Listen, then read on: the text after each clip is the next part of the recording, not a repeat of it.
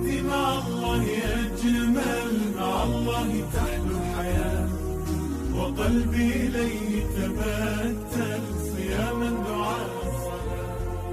حياتي مع الله أجمل، مع الله bishan waa bil barakaysan, waa sir soonku waa sir ilaahay adoonka ka dhaxeeya,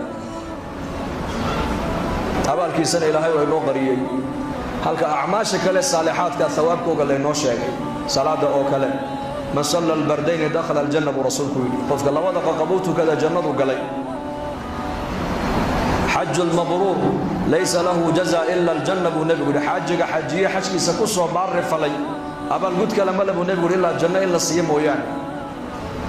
man qara'a 10 aayaatin suurata alikhlaas xataa yakhtimaha bana allaahu lahu qasran fi ljanna, 10 jeer ninka akhriya suuradda ikhlaaska buu nebigu yidhi qasri baa ilaahay jannada uga dhisaa. man sallaa lilaahi 12 rakacata tatawucan hayra alfariida bana allaahu lahu baytan fi ljanna, 12 rakacoo sunnaa qofka maalinkii tukada ilaahay aqal buu jannada uga dhisaa.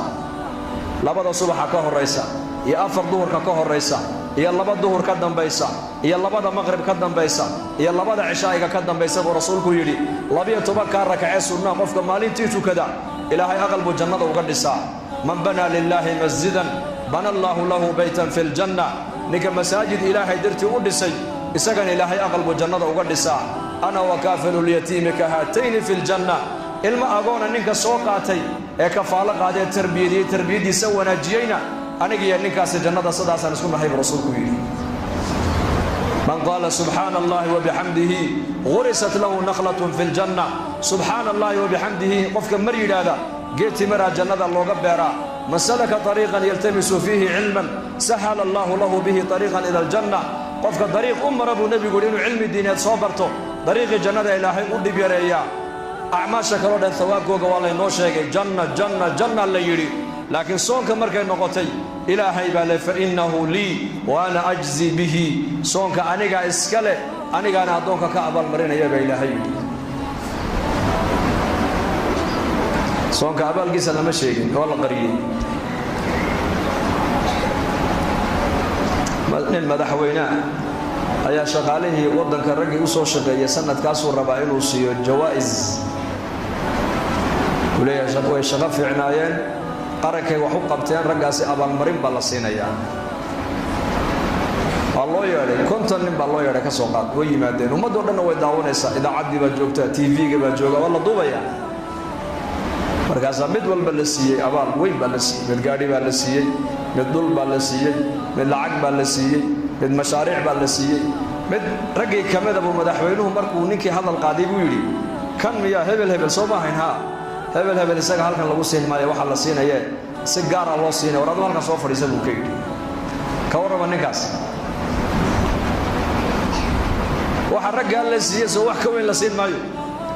hadhow toona ninkaa marka magaalada lagu arka ka warran sidee loo ixtiraami doonaa? waxaa la odhan doonaa ninkani waa nin khaasa, waa ragga madaxweynaha waddanka ugu dhowdhow buu ka mid yahay. walilaahi almathalu laclaa, salaada markii laynoo sheegay layidhi janna lagu helayaa. miskiin ninkii dhisay aqal baa jannada looga dhisayaa la yidhi. cilmigii la sheegay janna lagu heli la yidhi. qur-aankii janna lagu heli la yidhi. ilaahay jalla wacalaa wuxuu leeyahay assawmu lii wa ana ajzi bihi, soonka anigaa iska leh anigaana addoonka ka abaalmarin baa ilaahay yidhi. maxaa loo qariyay soonka abaalkiisa? lanno waa sir, waa cibaada siriya, ilaahay adiga unbaa sugin aan sooman tahay. laakiin salaad inaad tukanayso dadkoo dhan baa u jeeda, qur-aan inaad akhriyayso dadkoo dhan baa ku arkaaya, xajka inaad tegtay waa lagu arkayaa, masjidka hebel baa dhisay baa la leeyahay, hebel waa taalibalcilmi baa la leeyahay, hebel agoontuu fiican yahay baa la leeyahay, hebel waa saaxibusalaa baa la leeyahay, hebel uu xajiyey baa xajka inaad tegtay waa lagu arkayaa. laakiin inaad sooman tahayse ilaahay mooyn cid kale kuma arkayso. waa sir baynaka wa bayna allah, maadaamuu sir yahay soonku adiga ilaahay naga dhexeeyana abaalkiisa iyo thawaabkiisuna waa sir. maalin buu addoonku farxi doonaa buu rasuulku yidhi yowma alqiyaama, markuu ilaahay la kulmo laqiya bisawmihi farixa bisawmihi buu rasuulku yidhi.